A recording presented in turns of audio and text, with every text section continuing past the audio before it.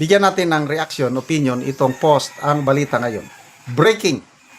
Marcos Jr. hindi muna tutuloy sa FOCAP luncheon sa Makati habang minomonitor ang sitwasyon sa EDSA.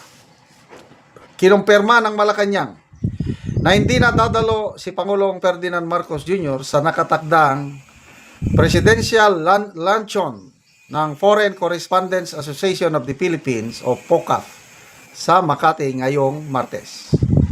Ayon sa Presidential Communications Office, nananatili ang Pangulo sa pagtutok sa sitwasyon sa EDSA kasunod ng biglaang pagdagsa ng mga nagtipon sa paligid ng EDSA People Power Monument at White Plains Avenue sa Quezon City.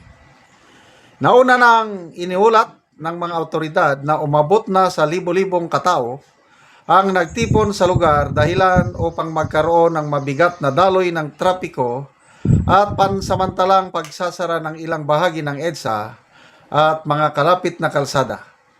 Nag-deploy din ng mga tauhan ng Philippine National Police at MMDA upang mapanatili ang kaayusan at seguridad. Dahil sa sitwasyon, kinansila rin ng Pangulo ang kanyang pagdalo sa FOCAP luncheon upang personal na mabantayan ang mga pangyayari ayon sa PCO. Alam nyo, kung ako ang Pangulo, hindi ko ipopospon ang luncheon meeting na yan kasi FOCAP, Foreign Correspondents Association. Yung image mo sa bilang Pangulo, no? Nakataya dito ang image ng bansa sa buong mundo. Nagrally lang, hindi naman sobrang dami ang nagrally. Mga nasa 10,000 pa lang eh. Nang dahil dyan, i-postpone. Wow naman. Bakit ko i-postpone? Na I have my armed forces as the commander-in-chief. Pwede kong i-deploy isang division ng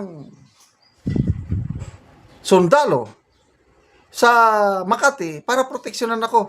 Police, ang daming police. Bakit mo ipopospon? Nagmumukhang, ito lang, opinion ko lang it signals political instability sa ating bansa. Kaya tuloy, yung FOCAP na yan, yung foreign correspondence, instead na ibabalita nila ang Pangulo, magsasalita ang Pangulo, sasabihin niya yung magandang nangyari sa bansa, ang ibabalita ng mga foreign correspondents, ang instability, kaguluhan sa bansa dahil sa biglang nagrally na to a point na ang Pangulo hindi na lalabas ng palasyo, ang Malacanang ni-lockdown na, wala nang makakapasok. Again, it's not good for our country. Ang ating ekonomiya lalo lang babagsak niyan. Lalong mga negosyante wala nang mamumuhunan dito. Kawawa ang bansang Pilipinas. Kaunti lang nagrally tapos naprapraning na kagad. Tingnan natin ang reaksyon ng taong bayan 4,600 ang nag-react. 3,800 ang tumatawa. 465 lang ang nag-like. So, 85 to 90% tinatawanan ang Pangulo na biglang natakot lumabas. Kabado na, sabi ni Alvin. Jeff Sumboy, ayaw umalis, baka pagbalik niya, iba nang nakaupo. Jendon Tuyon, kahit anong telescope, Marcos, di mo pa rin makita yung mastermind ng flood control. J.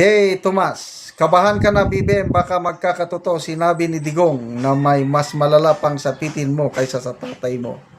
Natakot, takot nang lumabas kasi baka wala na siyang babalikan. Takot kasi baka biglang dumami at biglang baka matuloy ang people power. Ito, ulitin ko, ang basa ko dyan, hindi yung pang people power na yan. Kung sa laro ng chess, it's a brilliant move ng Iglesia ni Cristo. Warning lang muna ito. Kasi yung napipintong pag-aresto kay Senator Marcoleta, yan ang punot dulo nito . ako kahit hindi ako member ng Iglesia ni Cristo, masakit para sa akin na arestuhin nila at ikulong nila si Senator Marcoleta. Walang kasalanang ginawa ni Senator Marcoleta para makulong. So kung ako, masasaktan ako, galit ako, na ikulong nila si Senator Marcoleta, how much more ang mga kapatiran niya sa Iglesia ni Cristo. Kaya ito, warning ito, hindi one-time rally lang ito. Pang matagalang rally, depende sa gagawin ng administrasyon. Sana makinig sila, sana maging wais ba? Huwag kayong magkakamali na arestuhin siya.